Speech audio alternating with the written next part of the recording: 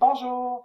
Dans les prochaines minutes, vous aurez une courte initiation à l'utilisation du logiciel ou du site web Zoom qui vous permet de rester en contact, donc soit pour des rencontres en lien avec le travail ou bien sûr suivre une formation en ligne. Donc Zoom est un outil avec plusieurs options et nous allons découvrir son utilisation à travers un ordinateur et ou un téléphone intelligent et tablette. Donc, à travers ça, vous serez appelé à découvrir avec quoi utiliser Zoom en fonction de vos besoins.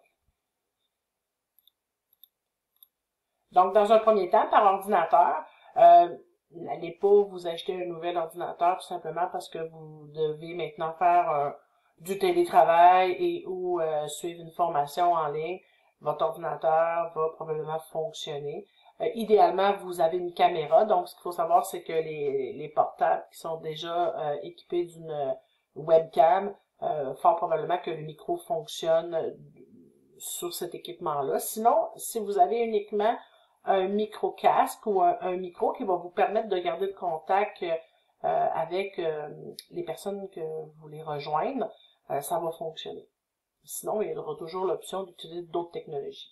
Vous allez recevoir par courriel ou par un environnement X, donc un environnement, là, c'est-à-dire peut-être dans le milieu des études, peut-être que vous utilisez Moodle ou une autre plateforme, mais sinon, plus simple, par courriel, vous recevez un courriel, donc ce que vous voyez ici, vous avez un lien qui s'ajoute, donc vous avez déjà le lien est là, donc vous allez tout simplement sélectionner ce lien-là. Dans les prochaines minutes, ce que je vais faire, c'est que je vais vous présenter le site web de Zoom pour débuter un petit peu votre exploration et je vais vous montrer l'environnement une fois que vous êtes sur Zoom avec votre ordinateur. Donc, c'est quoi Zoom? Donc, Zoom, c'est accessible sur les navigateurs que vous utilisez sur vos ordinateurs. Vous tapez zoom.us dans la barre de navigation. Et lorsque vous arrivez sur le site, vous avez certaines options qui se présentent à vous.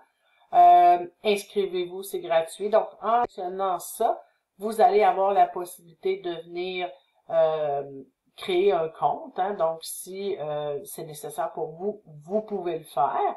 Ce qui est bien, c'est que certaines périodes, comme présentement, Zoom offre certaines options gratuitement. Donc, ça devient intéressant d'utiliser cette plateforme-là. Sinon, une autre option qui se présente à vous, et je crois que c'est celle-ci que vous allez utiliser souvent, vous pouvez utiliser se joindre à une réunion. Bien que vous avez déjà reçu le courriel avec un lien, sinon, se joindre à une réunion, vous pouvez tout simplement indiquer l'information et rechercher la réunion à laquelle vous présentez. Mais lorsque vous recevez par courriel le lien, vous sélectionnez le lien et l'ordinateur va faire son travail et vous emmener à cette réunion-là. Tout ce qui va vous rester à faire, c'est d'indiquer votre nom de participant, comme quoi vous arrivez dans la réunion. À quoi ressemble maintenant l'environnement de travail de Zoom? Une fois que vous êtes entré dans Zoom, vous entrez dans votre réunion. Alors, voici l'environnement. C'est tout simple.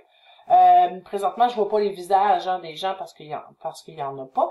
Mais si il y avait déjà des participants d'entrer dans ma salle, je pourrais voir les gens qui y sont, donc si leur caméra est ouverte. Le plus important pour vous, c'est de bien comprendre que le menu, dans le bas ici, vous avez l'option du micro, qui est très important pour pouvoir s'adresser au reste du groupe. Donc, si vous voulez le désactiver, tout simplement venir cliquer sur le micro. Lorsque je veux parler, je reclique et maintenant on voit quand ça fonctionne, vous avez une barre de progression qui apparaît dans votre micro. Si jamais vous voulez activer la caméra, ce que je ne ferai pas maintenant, vous tout simplement cliquez sur démarrer vidéo et ça va fonctionner. Vous allez pouvoir voir les gens. Dépendamment à quoi sert l'utilisation de Zoom que vous faites, vous pourrez vous ajuster en fonction des besoins. Est-ce que c'est nécessaire d'avoir la vidéo? Alors, si je veux voir mes participants, alors là, vous voyez un peu le menu de l'animateur. Donc, puisque je suis la gestionnaire de cette salle de réunion-là, je peux gérer mes participants, tout simplement. Je peux faire également des sondages importants pour tous ceux qui l'utilisent. Et si vous êtes animateur, encore plus important, il est possible de faire des partages d'écran en utilisant le bouton ici, dépendamment s'il est en français ou en anglais, Share. Donc, vous cliquez sur Partage et vous sélectionnez l'écran que vous voulez partager.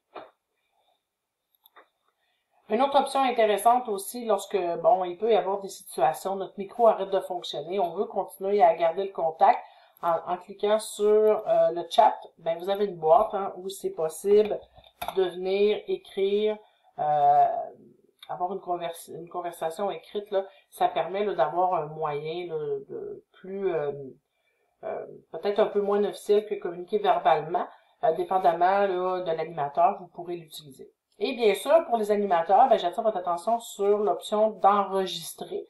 Donc, c'est possible d'enregistrer. Lorsque vous cliquez sur Record, vous allez avoir le choix d'enregistrer dans le cloud. Donc, c'est un nuage là, dans lequel l'enregistrement va se glisser, ou sur votre ordinateur directement. Donc, si j'enregistre dans le cloud, on me dit que là, je peux pas vraiment enregistrer en raison de mon micro est fermé. Mais je vais tout simplement continuer à enregistrer pareil. Et regardez bien quand ça l'enregistre, vous voyez un petit nuage avec un bouton rouge. Ça veut dire que l'enregistrement a lieu. Si vous voulez l'arrêter, ben vous pesez sur pause tout simplement. C'est possible de faire du travail d'équipe aussi. J'entrerai pas dans ces détails-là parce que c'est pas nécessaire. Mais voici à quoi ressemble l'environnement lorsque vous utilisez votre ordinateur. Alors, bref résumé. Avoir une caméra ou un micro, on sélectionne le lien que vous recevez par courriel ou sur une plateforme X. Et vous avez vu avec moi à quoi ressemblait l'environnement. Et vous aviez le Meeting ID que vous voyez ici dans le courriel. Ben, c'est possible d'aller sur le site web que je vous ai présenté, joindre une réunion et de venir entrer ce meeting, ce numéro de réunion. Vous allez pouvoir vous rendre directement. Même plus simple, suivez le lien tout simplement.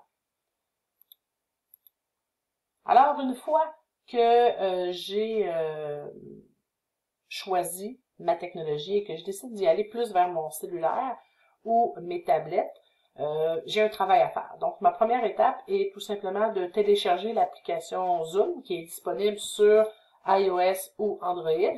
Je vous ai mis l'image de iOS ici, donc puisque j'utilise un produit Apple. Donc, vous téléchargez l'application. On va vous demander, bien sûr, de vous identifier. Une fois que c'est fait, ben tout simplement, l'application va s'ouvrir, il n'y a aucun problème. Toujours dans votre courriel que vous avez reçu, vous cliquez sur le lien, l'application va s'ouvrir. Voici maintenant l'application. Quand vous allez ouvrir Zoom sur votre téléphone cellulaire ou votre tablette, ça va ressembler à ça.